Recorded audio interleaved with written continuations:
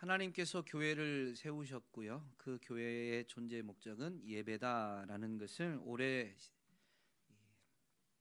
첫 시간에 분명히 되새겼습니다. 그래서 올 1월 한 달 동안은 이 예배에 대해서 살펴보았는데요.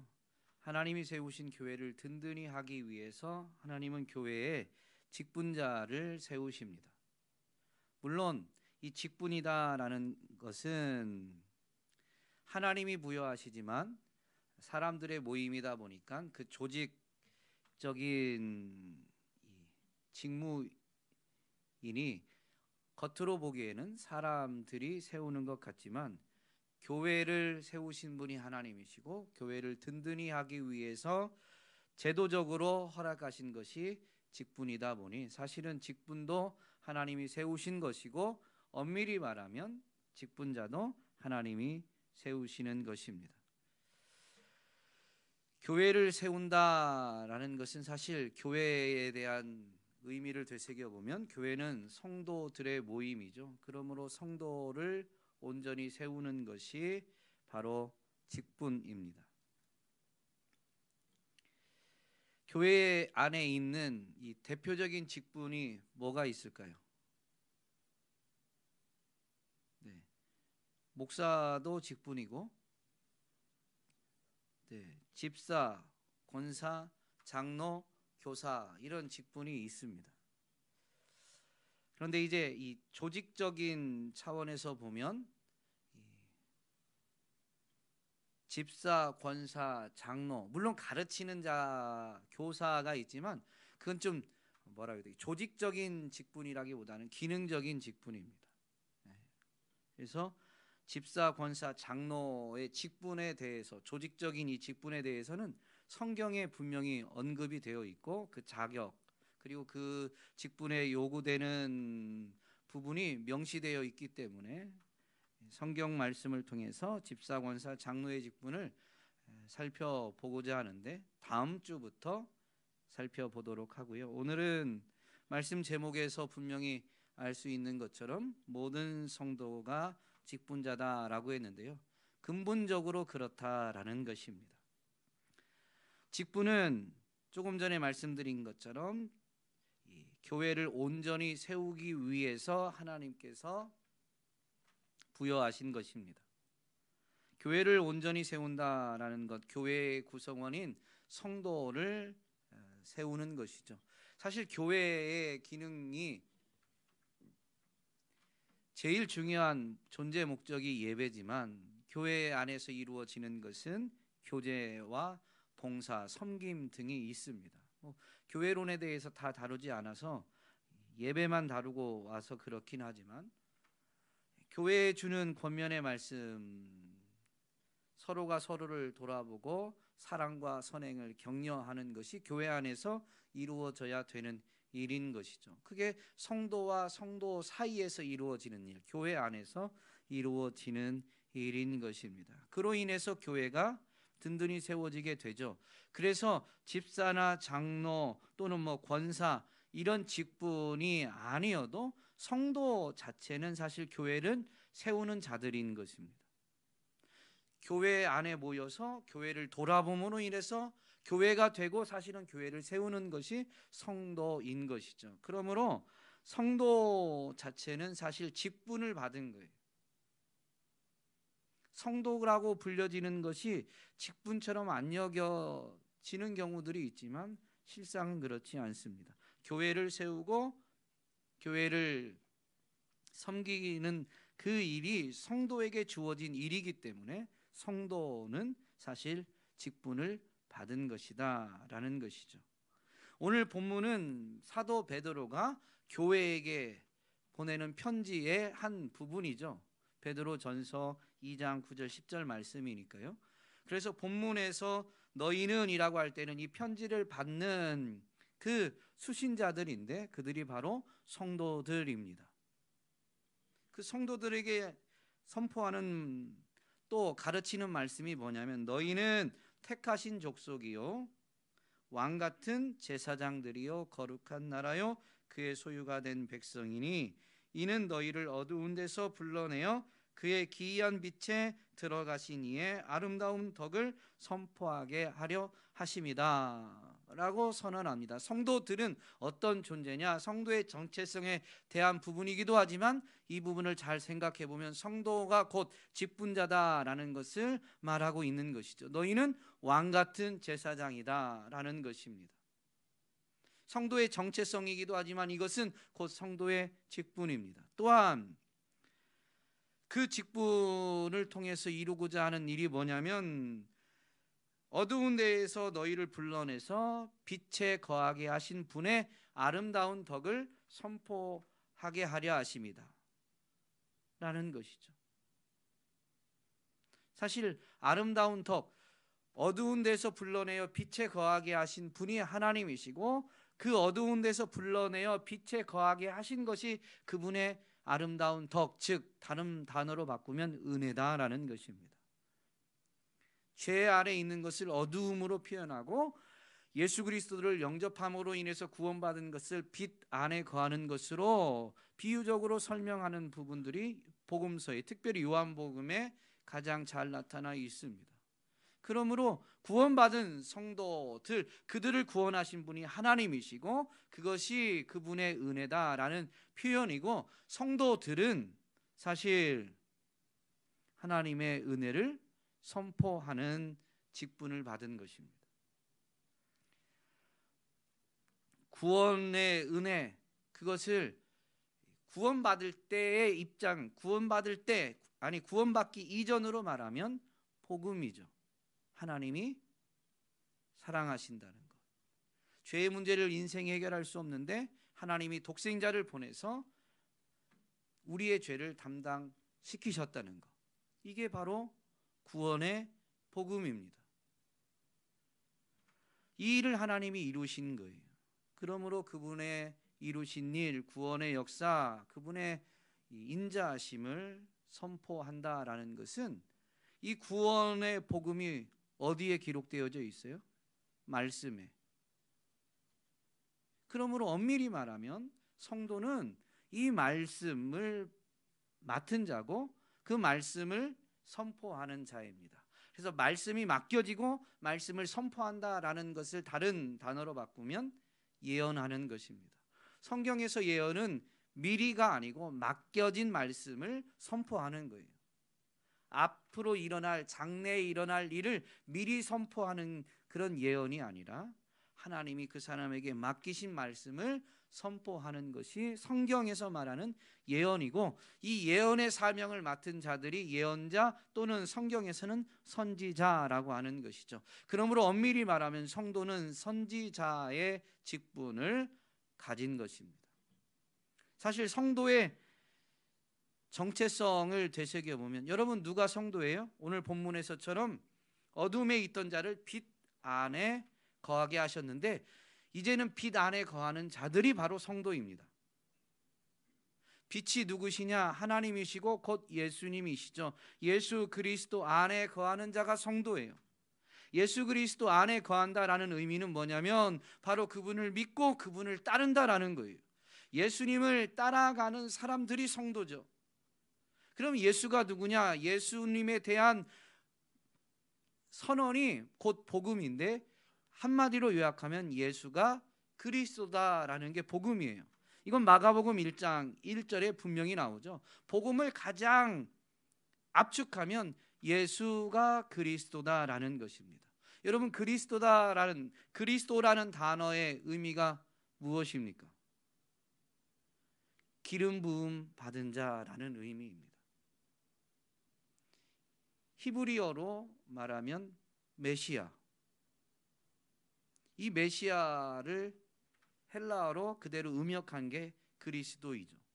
그런데 그 의미는 기름 부음 받은 자라는 거예요. 예수님이 기름 부음 받았다라는 것인데요. 구약에서는 누구에게 기름을 부었느냐? 제사장과 왕과 선지자에게 기름 부었습니다. 그러므로 예수가 그리스도다라는 것은 이 세 가지 기름 붓는 직분, 제사장과 왕과 선지자의 직분을 예수님이 가지셨고 가지셨을 뿐만 아니라 그 직분을 온전히 수행하셔서 그 직분을 다 이루신 거예요. 그러므로 그리스도 안에 있다. 예수 안에, 예수 그리스도 안에 있다. 그리고 예수 그리스도를 따른다라는 이 성도는 사실 그리스도 안에 있기 때문에 그리스도의 직분을 이어받은 것입니다. 그리스도를 따라가기 때문에 그리스도를 따른다는 게 뭐예요? 예수님이 이 땅에 오셨던 그 예루살렘 땅에 가서 예수님이 걸으셨던 그 길을 우리가 그대로 걸어가는 게 따르는 게 아니잖아요.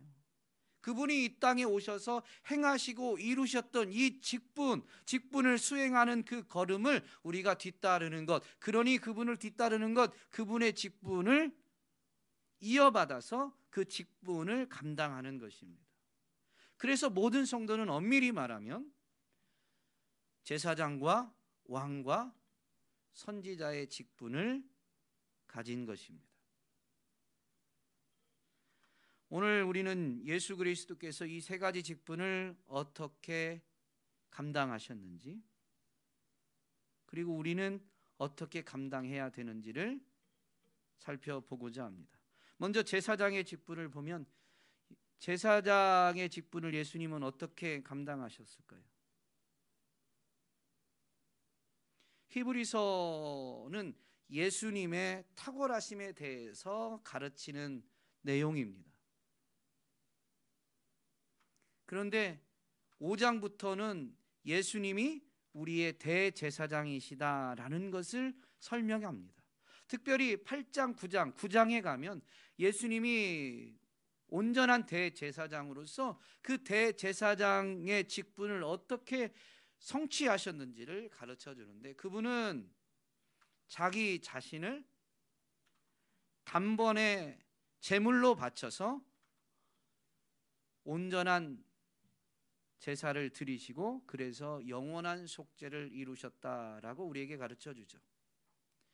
율법이 주어지고 그래서 제사법이 선포되고 그 제사를, 그 이전에는 제사법이 주어지기 이전에도 제사가 없었던 건 아닙니다만은 그 이전에는 제사를 드리고자 하는 사람이 제물을 가지고 하나님께 제사를 드렸지만 율법이 선포되어지고 제사법이 선포된 다음에는 제사장이 세워지고 제사를 드리고자 하는 사람이 준비해서 가지고 오지만 제사는 누가 드리냐? 제사장이 드렸습니다.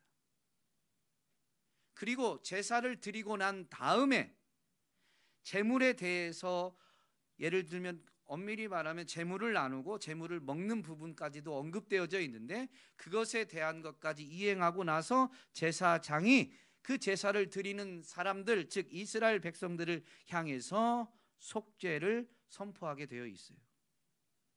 그래서 율법이 주어진 다음에 백성들의 죄는 누가 속하냐면, 누가 사하냐면, 물론 원론적으로 말하면 하나님이 사해 주시는 거죠. 그 방법을 가르쳐 주시고 하나님이 가르쳐 주신 방법대로 행해야 되는 것이 하나님의 백성들이니까 엄밀히 말하면 그 방법을, 그 법을 가르쳐 주신, 명령하신 하나님이 죄를 용서해 주시는 것입니다만은 법을 통해서 행해지는 것을 보면 제사장이 속죄를 하게 되어 있어요.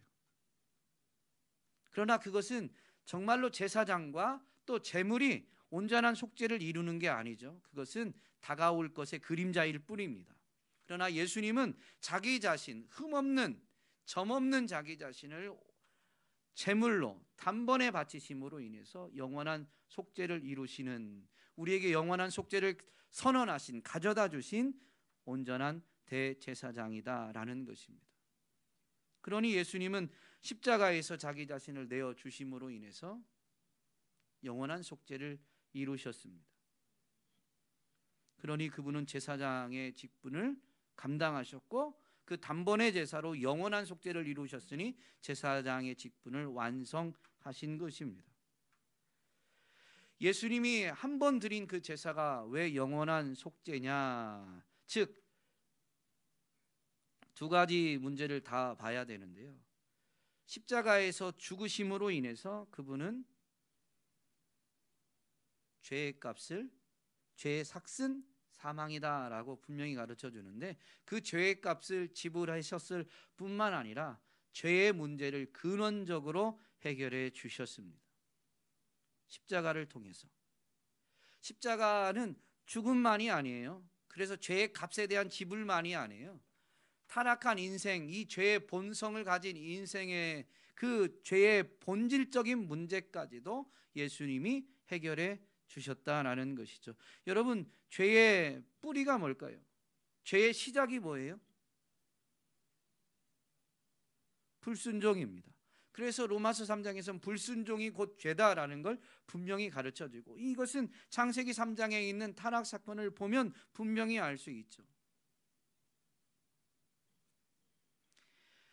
이 불순종의 문제를 예수님이 어떻게 해결하셨느냐? 예수님이 죄의 삭신 죽음만 지불하면 된다면 꼭 십자가여야만 하느냐라는 것입니다. 죄 때문에 죽기만 하면 되지 꼭 십자가여야 하느냐라는 거예요. 그래서 사실 십자가를 지시기 전날 밤에 예수님은 하나님 앞에 할 수만 있으면 이 잔을 내게서 옮겨 주시기를 간청했습니다. 그런데 그 기도하는 데 있어서 이 간청의 핵심이 아니라, 그러나 나의 원대로 마옵시고 아버지 뜻대로 하시옵소서라고 예수님은 땀방울이 핏방울이 되도록 애쓰면서 이것을 위해서 기도하셨죠. 그래서 그렇게 연거푸 1시간 이상씩 3번 기도하신 예수님은 하나님의 뜻을 따라서 죽기까지 복종하신 것입니다. 그게 십자가예요.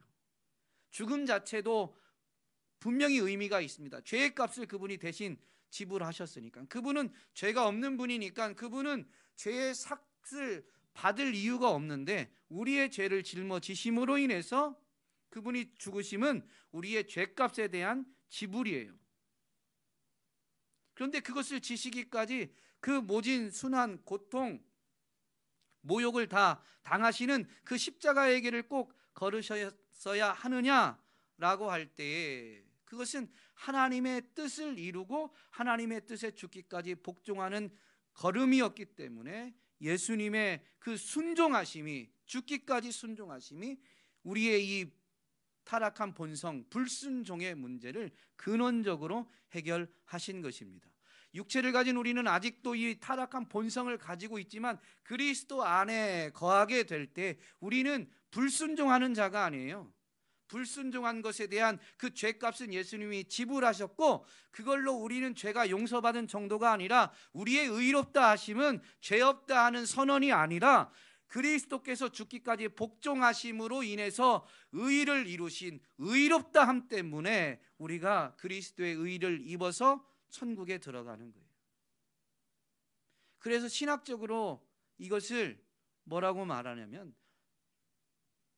어떤 사람도 예수님을 영접하던 순간의 의보다 더 나은 의를 가지고 천국에 가는 것이 아니다.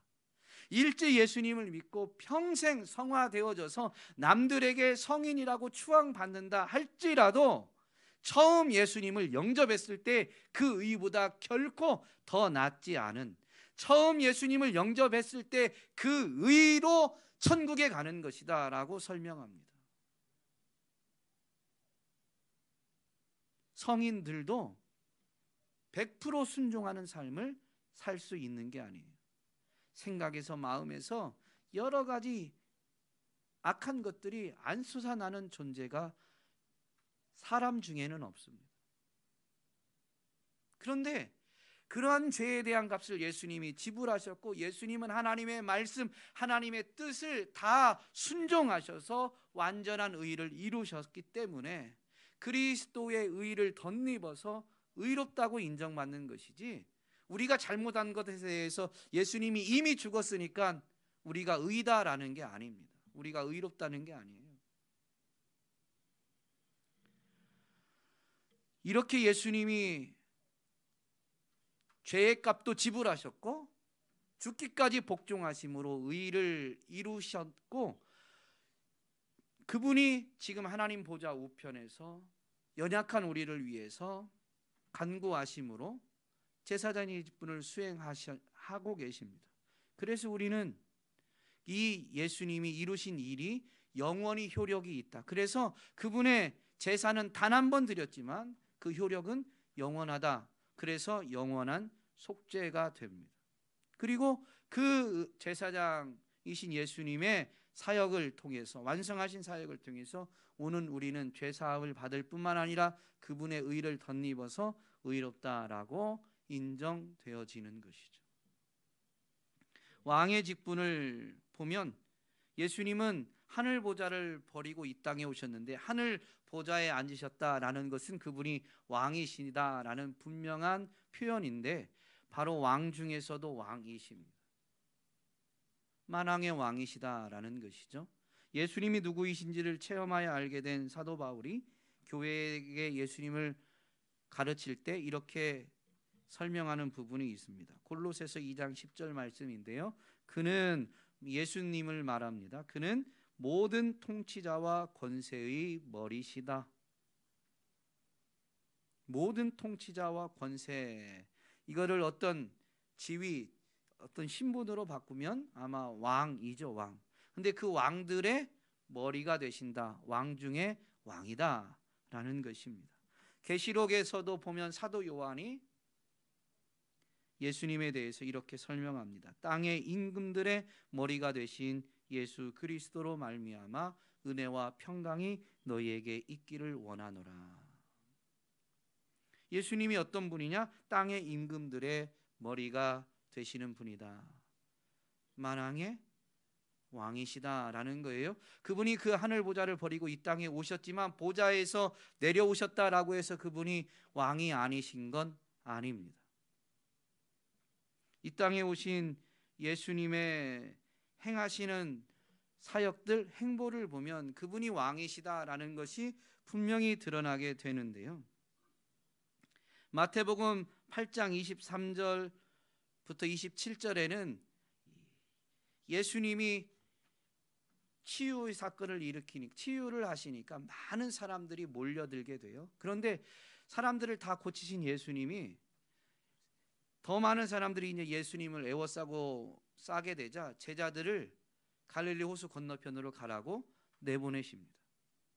먼저 보내시죠. 그런데 거기에 보면 예수님이 이제 제자들과 그 무리들을 빠져나오셔서 제자들과 갈릴리 바다 건너편으로 가시는 내용이 나오는데, 그 갈릴리 바다를 건너시다가 풍랑을 만나게 됩니다.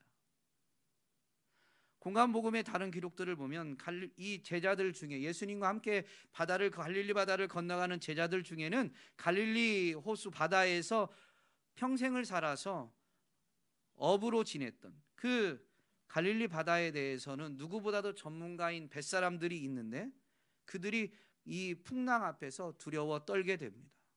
자기들의 힘으로 컨트롤할 수도 없고 헤쳐나가기가 너무 두려운, 이전에는 만나보지 못했던, 왜냐하면 날씨가 심상치 않으면 굳이 위험을 무릅쓰고 바다에 나가진 않으니까. 이 뱃사람들도 만나기 어려웠던 그런 풍랑을 만나게 돼요. 그런데 그때 예수님이 그 바람과 풍랑을 향해서 어떻게 하십니까? 꾸짖으십니다. 말씀하신 거예요, 그냥. 그런데 바람이 멈추고 풍랑이 잔잔해집니다. 하나님이 말씀으로 만드셨기 때문에, 그분이 창조주고 통치자이시기 때문에 그냥 말씀만 하시면 그대로 되는 것입니다. 제자들을 부를 때의 장면, 또 부활하신 이후에 제자들을 다시 찾아가는 장면을 보면 갈릴리 호수에서 제자들을 부르신 장면과 갈릴리 호수로 제자들을 만나러 가신 장면이 기록되어져 있죠.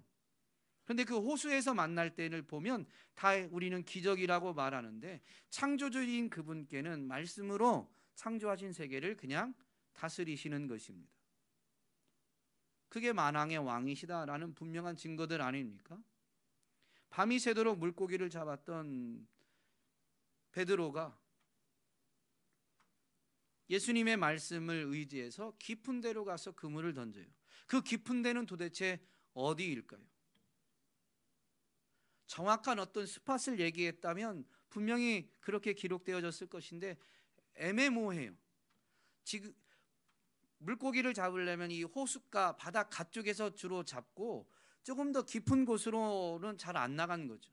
그런데 밤새도록 물고기를 잡았던 베드로에게 더 깊은 데로 가라라는 것입니다. 그런데 밤새 한 마리도 못 잡았는데 깊은 데로 가서 그물을 내리자 어떻게 돼요? 그물이 찢어질 만큼 잡히게 되죠.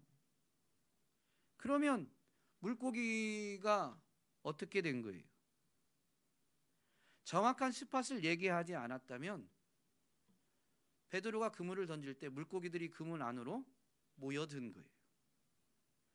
정확히 스팟을 얘기하셨다면 물고기들이 그 스팟에 모여 있었던 거예요. 어떤 경우든 물고기들이 예수님 말씀을 따라서 그물 안에 들어와 있든 어떤 곳에 모여 있든 예수님의 말씀을 복종했다라는 것입니다. 물론 성경에 그런 기록은 없지만 그냥 이게 저절로 이루어졌다고 생각하는 게 더 비이성적인 거 아니에요? 부활하신 후에 예수님이 베드로를 만날 땐 더 하십니다. 고기 잡고 있어요. 그런데 밤새 못 잡았어요. 그런데 예수님이 그때 말씀하시죠. 지금 배 오른편에 그물을 내려라. 베드로가 밤새 거기서 그물을 던질 때 고기가 안 잡히는데 왼쪽에다만 던졌을까요? 밤새도록? 그렇지 않았을 거예요. 그런데 그 순간에 베드로가 오른편에 주님 말씀을 따라서 내리니까 물고기가 잡혀 있어요. 그러면 그때의 물고기는 성경에는 예수님이 말씀하셨고 베드로가 그물을 던질 때 예수님이 말씀하셨다. 고기들아 베드로의 그물 속으로 다 들어가라. 이렇게 기록되어져 있지 않지만 물고기들이 예수님의 말씀을 따라서 그물 안으로 들어갔다라는 것을 생각하는 것이 더 합당한 거죠. 그때 그 순간 물고기들이 주님 말씀을 따라서 그쪽에 모여들게 된 거고 주님 말씀 따라서 베드로가 그물을 내리니까 그 고기들이 잡히게 된 거예요. 주님의 때를 모르고 주님 말씀에 의해서 그때가 이루어지는 것을 모르는 사람이라면 대박났다, 운수 대통이다고 말할지 모르지만 오늘 섭리라는 이 교리에 대해서 문답을 했잖아요. 우연이 하나도 없습니다. 하나님이신 예수님이 만왕의 왕이시다. 온 땅의 통치자시다라는 분명한 증거들이죠. 예수님은 이 땅에 오셔서 제자들을 기르시고 제자들을 이 땅에 남기시되 파송하셨습니다. 그런데 제자들을 기르시는 동안에도 제자들을 파송하는 연습을 하셨어요. 12제자를 둘씩 짝지어서 마을로 두루 보내시면서 복음 전하게도 하시고 또 이어서 보면 70인의 제자도 그런 실습을 시키셨습니다. 70인의 제자들을 둘씩 짝지어서 보냈을 때 제자들이 이제 돌아와서 보고하는 내용이 있는데 누가복음 10장에 이렇게 기록되어져 있습니다. 70인이 기뻐하며 돌아와 이르되 주여 주의 이름이면 귀신들도 우리에게 항복하더이다. 그러니까 예수님이 내가 하늘에서 별이 떨어지는 것을 이미 보았다라고 하면서 이렇게 말씀하십니다. 내가 너희에게 뱀과 전갈을 밟으며 원수의 모든 능력을 제어할 권능을 주었으니 너희를 해칠 자가 결코 없으리라. 그러면서 예수님은 분명히 귀신이 쫓겨난 것으로 기뻐하지 말고 너희 이름이 하늘에 기록된 것으로 기뻐하라라고 가르쳐 주십니다. 예수님을 믿고 따름으로 인해서 그들의 사역 현장에서 이루어진 일로 기뻐하는 것이 아니라 어떤 현상, 나타난 현상으로 기뻐하는 것이 아니라 구원받은 것 자체로 기뻐해야 됨을 말씀해 주시는 것입니다. 근데 그거는 지금 여러분에게 드리고자 하는 말씀이 아니라 예수님은 제자들이 귀신들이 쫓겨나고 복음 전파하는 현장에서 사람들이 주께 돌아오는 것을 체험하게 되자 예수님이 분명히 말씀하시죠. 제자들이 그 일을 이룬 이유가 뭐냐면 내가 너희에게 뱀과 전갈을 밟으며 원수의 모든 능력을 제어할 권세를 주었다. 그렇기 때문에 너희를 해할 자가 결코 없다. 여러분 예수님 복음서의 끝부분에 가면 예수님은 이제 제자들을 파송하게 됩니다. 너희는 온 천하에 다니며 만민에게 복음을 전파하라. 너희는 가서 모든 족속으로 제자를 삼아 아버지와 아들과 성령의 이름으로 세례를 베풀어라. 그런데 그때 예수님은 그렇게 제자들을 파송할 때 그냥 가라고만 한 게 아니에요. 마태복음에는 예수님이 제자들을 파송하실 때 분명히 이렇게 말씀하셨음을 기록하죠. 내가 하늘과 땅의 모든 권세를 너희에게 주었으니 그러므로 너희는 가서, 여러분 복음 전파의 사명을 맡기실 때 예수님이 뭐라고 하냐면 하늘과 땅의 모든 권세를 너희에게 준다. 실습할 때도 내가 너희에게 뱀과 전갈을 밟으며 원수의 모든 능력을 제어할 권세를 주었다라고 분명히 하시죠. 그분이 가지신 것을 제자들에게 지금 주시는 거예요. 그게 뭐냐? 주님이 가지신 만왕의 왕으로서의 그 권위, 권세다라는 것이죠. 하늘과 땅의 모든 권세. 뱀과 전갈을 밟으며 원수의 모든 능력을 제어할 권세. 사역 현장에서 자신이 가르치는, 자신이 이제 자기의 사명을 위임하는 제자들에게조차도 예수님은 자기에게 있는 권세를 부여해 줄 수 있는 진정한 통치자, 만왕의 왕이십니다. 하나님의 것을 빌려다 쓴 게 아니에요. 예수님이 곧 하나님이셨습니다. 만왕의 왕이셨다라는 것이죠. 예수님은 또한 선지자의 직분을 온전히 성취하셨는데요. 구약에서 선지자들은 하나님이 맡기신 말씀을 선포하는 거예요. 그런데 예수님은 사실 본래 하나님의 본체시요 말씀이신 하나님이십니다. 그분이 육신을 입고 이 땅에 오셨습니다. 그래서 예수님의 사역은, 핵심 사역이 뭐냐면 하나님의 나라를 선포하는 것이고 가르치는 것이고 그리고 치유하는 것이었습니다. 말씀이신 그분이 하나님의 말씀을 가르치고 말씀에 담겨진 그 하나님의 구원, 하나님의 구원하심이 구약의 표현으로 바꾸면 뭐냐면요, 하나님의 통치입니다. 그런데 하나님의 통치가 뭐냐? 하나님의 나라죠. 그래서 이 땅의 구원 사역을 이루기 위해서 오신 예수님은 선포하실 때에는 하나님의 나라를 선포하신 거예요. 예수님은 이렇게 하나님의 나라를 선포하는 다른 두 음절의 단어로 바꾸면 전도라고도 하죠. 전도하시고 가르치셨습니다.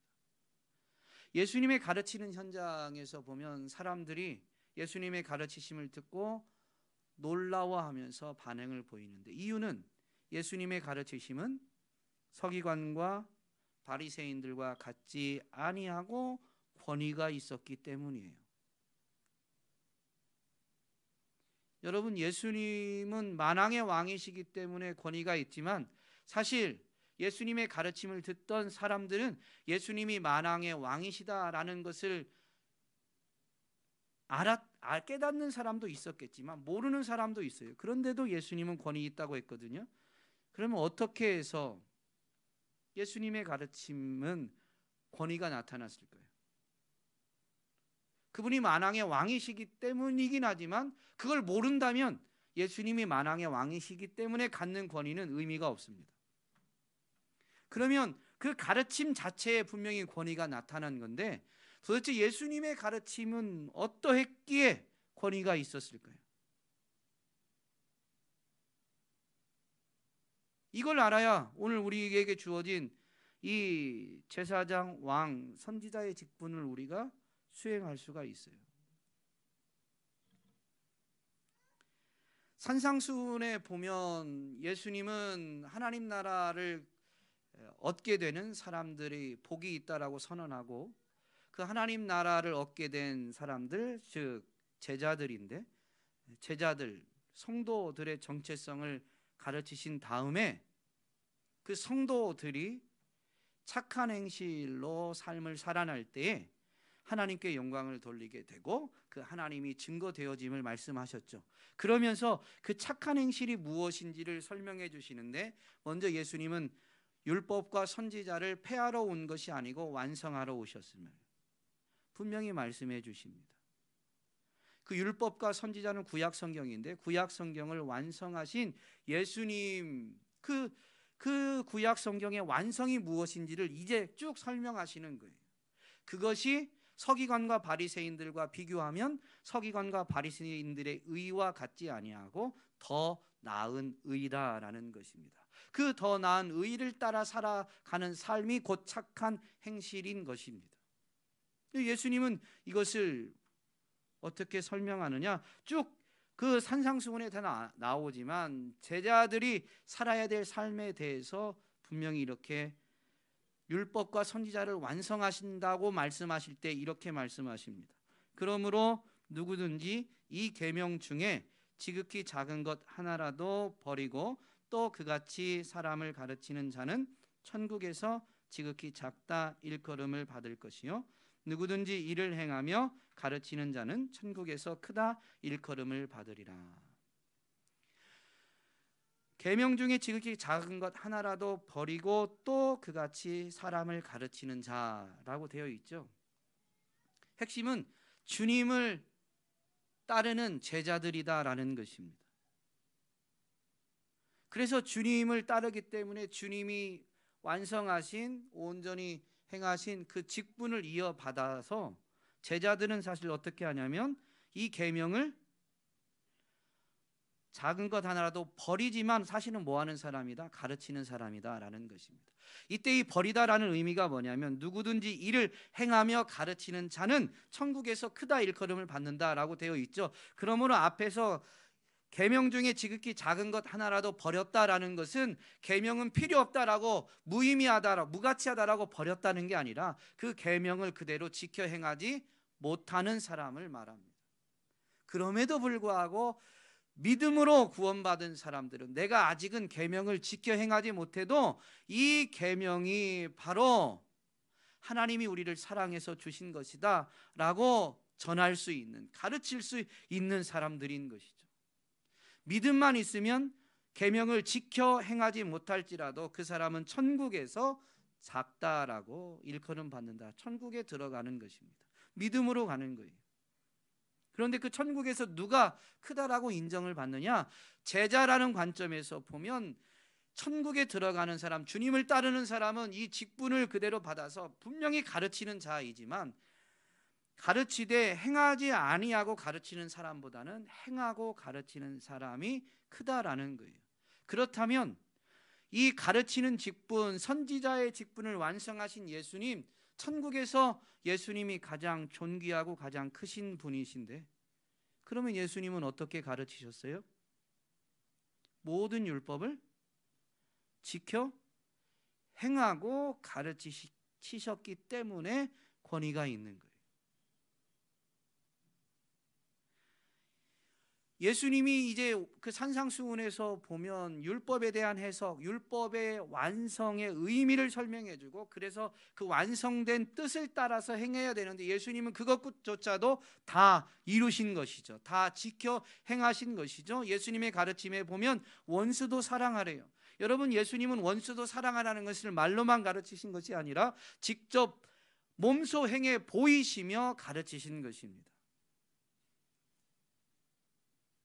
예수님은 십자가에서 달리실 때 사실 예수님이 이적을 행할 때 따랐던 많은 무리들이 더 이상 예수님이 이적을 행하지 않자 태도가 돌변합니다. 그러면서 예수님을 십자가에 못 박으라고 화가 나가지고 외치게 돼요.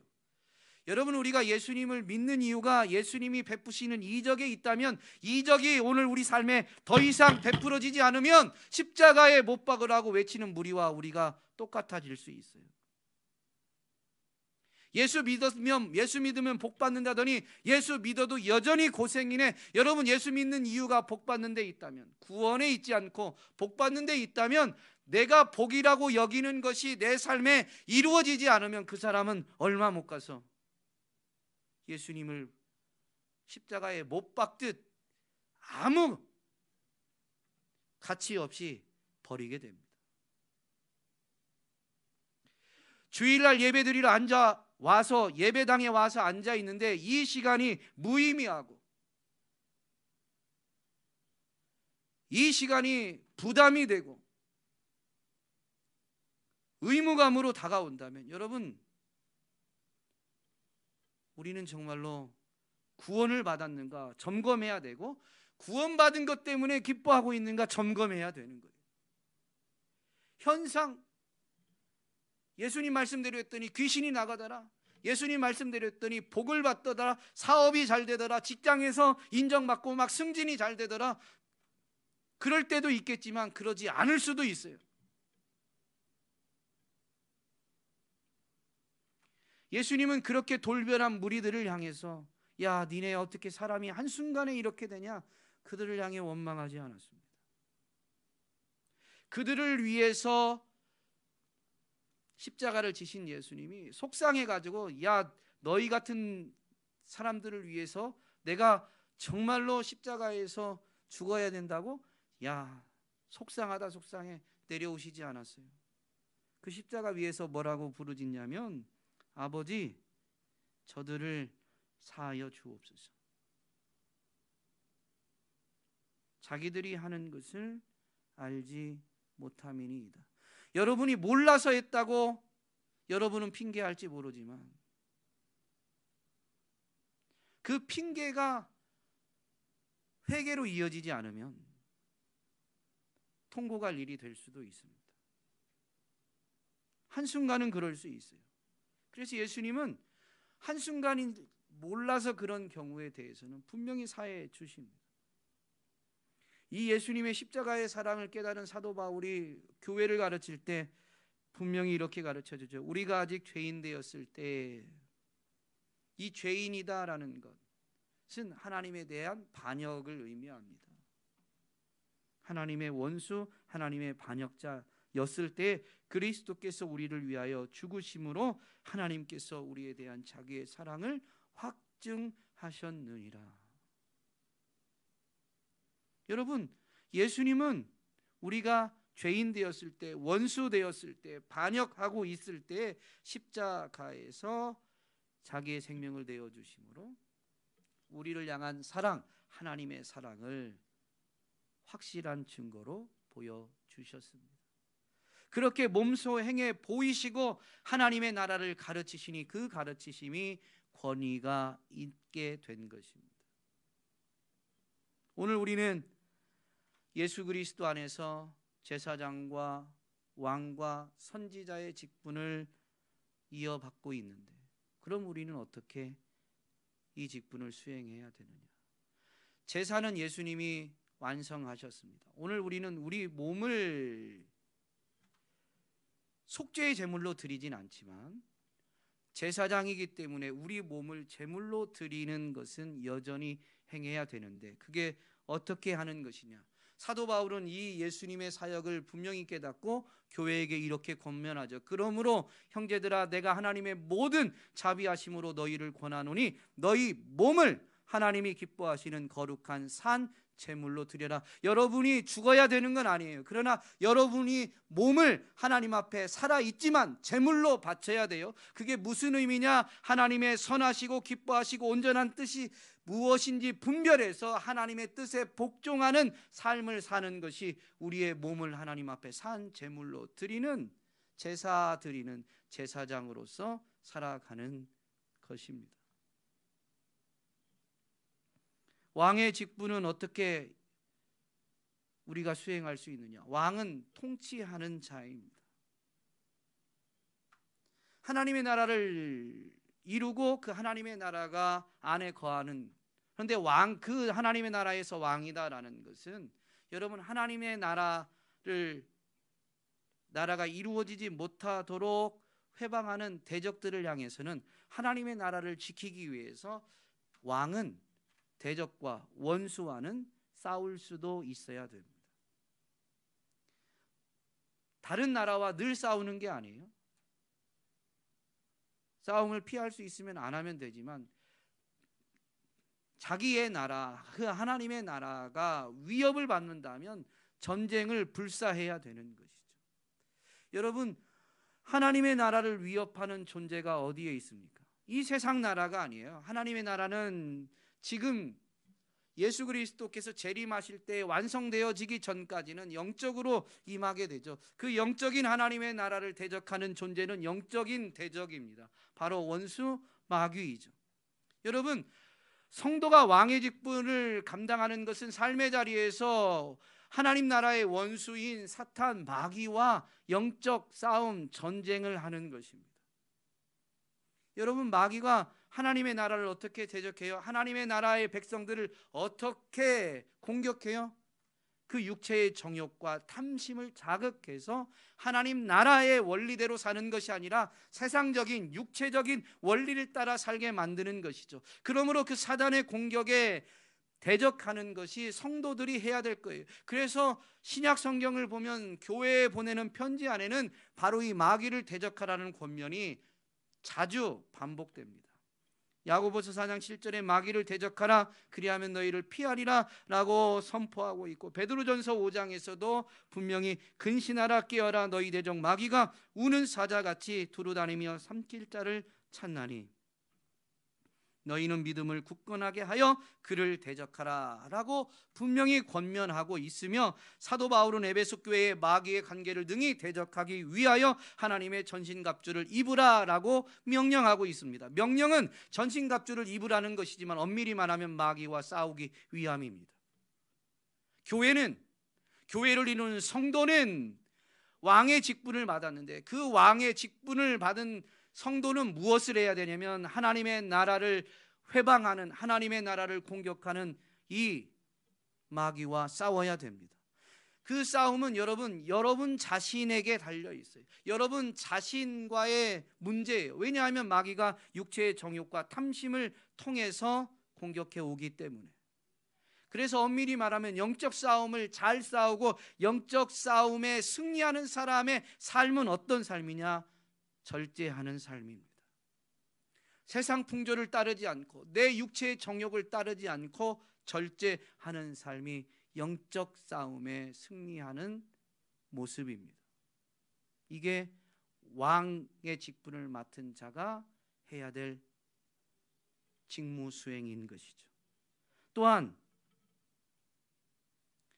예수님이 왕의 직분을 그렇게 왕이심을 사역할 때 나타내 보이셨지만, 왕의 직분에 대해서 예수님이 설명하시는 부분이 있는데, 예수님은 이렇게 만왕의 왕이신 그분이 이 땅에 오신 목적을 분명히 설명해 주십니다. 인자가 온 것은 섬김을 받으려 함이 아니라 도리어 섬기려 하고 자기 목숨을 많은 사람의 대속물로 주려 함이라. 만드신 자연세계 그리고 영적인 마귀와 사탄에 대해서는 말씀으로 물리치시고 쫓아내시고 말씀 한마디로 다스리셨죠. 그런데 사람에게 대해서는, 사람의 몸을 입고 오신 그분이 분명히 사람에 대해서는 그 왕의 통치를 어떻게 하시느냐? 섬김으로 하신다라는 걸 분명히 말씀하십니다. 세속적인 기준은 왕 그러면 위에 군림하고 섬김을 받으려 하지만, 제자들에게 분명히 가르쳐 주시죠. 섬기는 것이 하나님 나라에서 왕의 직분임을. 그러므로 오늘 우리도 왕의 직분을 어떻게 행하는 것이냐? 섬김으로 행하는 것입니다. 대접을 받고자 하는 것이 아니라 내가 대접받고 싶은 대로 남을 대접하는 거예요. 마태복음 7장에 있는 이 말씀을 매일 성경 묵상하는 이 순서를 따라서 지난 한 주간 동안 우리가 묵상했었는데요. 마태복음 7장 1절부터 있는 이 말씀을 묵상할 때 분명히 다루었지만, 여러분 요지는 내가 대접받고 싶은 대로에 있는 게 아니에요. 그건 방법론이에요. 주님의 가르침의 핵심은 뭐냐면 남을 대접하라는 거예요. 여러분, 왕의 직분을 가진 이어받은 성도들, 하나님의 나라를 이 땅에서 살아가는 하나님의 자녀들은 어떠한 방식으로 삶을 살아가느냐, 어떠한 방식으로 그 직분을 수행하느냐? 남을 대접함으로, 남을 섬김으로 통치자의 직분을 수행하는 것입니다. 선지자의 직분은 분명히 하나님의 은혜를, 하나님의 아름다운 덕을 선포하는 데 있습니다마는, 이 선지자 직분을 예수님은 어떻게 이루셨다고요? 몸소 행해 보이시고.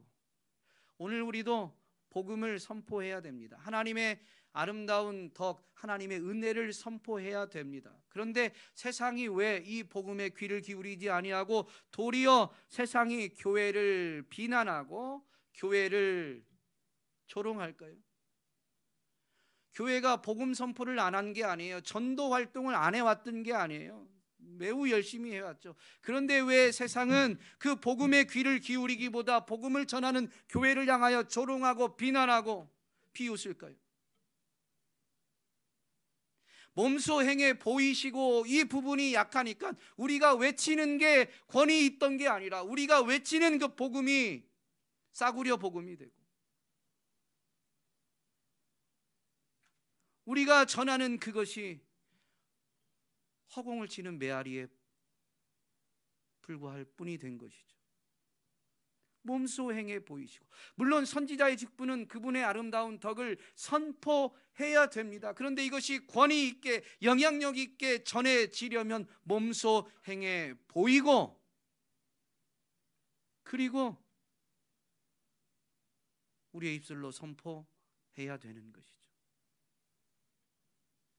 오늘 저와 여러분이 예수님처럼 복음에, 하나님의 말씀에, 그분의 가르치심에 순종하면서 우리의 삶에 베푸신 하나님의 은혜를, 우리를 건지신, 우리를 구원하신 그 하나님의 은혜를 선포해야 될 줄로 믿습니다. 그것이 우리가 선지자의 직분을 감당하는 것인데, 오늘 저와 여러분이 왕의 직분, 제사장의 직분, 선지자의 직분을 온전히 감당함으로 인해서 교회가 일어나고 든든히 세워지기를 간절히 소망합니다. 그것은 세종온육교에 모이는 성도의 수가 늘어나는 걸 말하는 게 아니에요. 세상이 더 이상 교회를 조롱하지 않게 되고, 세상이 교회를 부러워하고, 세상이 그 교회의 주인 되신 예수님 하나님을 우러러보게 되어지는 것이 정말로 교회가 일어서고 교회가 든든히 세워지는 것입니다. 모이는 숫자가 늘어나는 건 목사가 제일 좋아하는 거예요. 저도 그거 좋아해요. 그런데 그게 하나님이 정말로 원하시는 게 아니에요. 오늘 저와 여러분은 직분을 온전히 감당해서 교회가 일어나고 세워지는 일에 쓰임받게 되기를 주님의 이름으로 축복합니다.